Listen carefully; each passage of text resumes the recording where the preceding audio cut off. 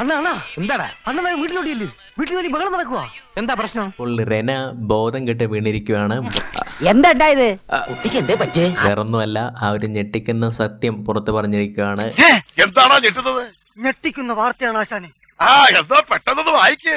Yes, Rena is pregnant. എന്നാലും ഇതിപ്പോ എങ്ങനെ സംഭവിച്ചെന്നാ?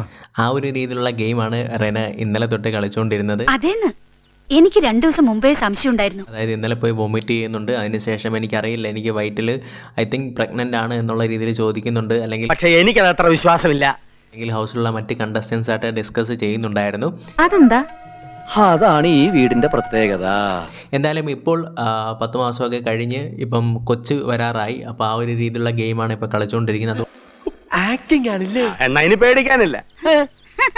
ഒരു മെറ്റേണിറ്റി ലീവ് വേണം എന്നുള്ള രീതിയിലാണ് പറയുന്നത്. ഈ വീട്ടിലെല്ലാം അങ്ങനെയാണല്ലോ. റെനയൊക്കെ ബോധം കെട്ട് വീണ പോലെ ആക്ട് ചെയ്യുന്നുണ്ട്. ഇപ്പോഴത്തെ പെൺകുട്ടിയുടെ കാര്യം നെവിനാണ് ഡോക്ടറായിട്ട് വിളിക്കുന്നത്.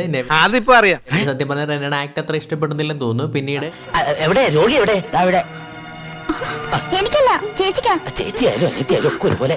അത് ഓപ്പറേഷനൊന്നും നടത്താൻ പറ്റത്തില്ല. ഞാനിപ്പോൾ എന്തായാലും ഒരു സ്കാനിങ് റിപ്പോർട്ടായിട്ട് വരാമെന്നുള്ള രീതിയിൽ പോയിട്ട് കുറച്ച് ഡ്രോയിങ് കാര്യങ്ങളൊക്കെ തന്നെ വരച്ചുകൊണ്ട് വരുന്നുണ്ട്. അപ്പൊ എന്റെ ഐഡിയ ഏറ്റില്ലേ? സോ ടെസ്റ്റ് റിസൾട്ടിൽ കാണിക്കുന്നത് വയറ്റിനുള്ളിലുള്ളത് മിൽക്ക്, ജാം, ഐസ്ക്രീം, ഫിഷ്, തക്കാളി എന്നുള്ള സാധനങ്ങൾ മാത്രമാണ്. അല്ലാതെ വയറ്റിൽ കുഞ്ഞൊന്നും ഇല്ല എന്നുള്ള രീതിയിൽ പറയുന്നുണ്ട്. ഇത്രയും തന്റെയുള്ള സ്ത്രീകൾ ലോകത്തുണ്ടോ വക്കീലെ? അഭിനയത്തിന് 2 തവണ ആന്ധ്ര ഗവൺമെന്റിന്റെ അവാർഡ് വാങ്ങിച്ച നടിയാ മുതലാളി അവർ ഈ രംഗത്ത് ഉറച്ചു നിന്നിരുന്നെങ്കിൽ ഇന്നത്തെ പല ഉർവശിമാരും എന്നേ ഔട്ടായേനെ.